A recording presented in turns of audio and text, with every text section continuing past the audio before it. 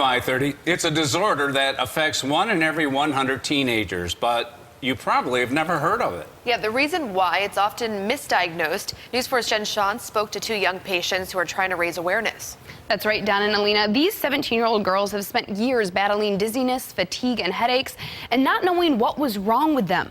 They both have something called dysautonomia and say they want to spread the word and help others find answers.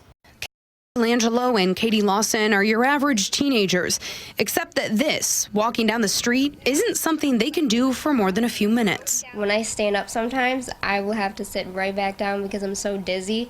They both have POTS syndrome, a common type of dysautonomia, a condition that affects the autonomic nervous system, which controls basically everything we do. Imagine not being able to stand or walk, not being able to go shopping, cook dinner, or take a shower. These two know it all too well. It just took a bunch of different doctors. I went to a neurologist, a cardiologist, an allergist, like every doctor I went to, but then they figured it out and I started getting treated and I started to feel better.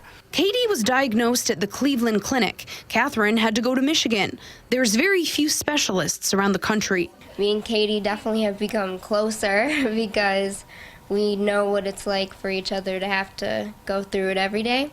Symptoms of dysautonomia include trouble standing or walking, lightheadedness or fainting, fatigue, and headaches. It also affects your heart rate, which comes with a load of other problems. It's hard to concentrate because there's not enough blood like in my brain. 85% of cases are in teenagers, mostly teenage girls, but anyone can get it. Right now, there's no cure, just ways to treat the symptoms. Experts say on average it can take more than 5 years to get a diagnosis. Katie and Catherine have started an awareness campaign in hopes of bringing that number down. And the girls say while sports is out of the question, they're determined to live a normal life, and both of them plan to go to college. At 6, we'll hear from one of the few specialists in our area about why this disease is so often missed by physicians. In the studio, Jen Shantz, News 4 at 5:30.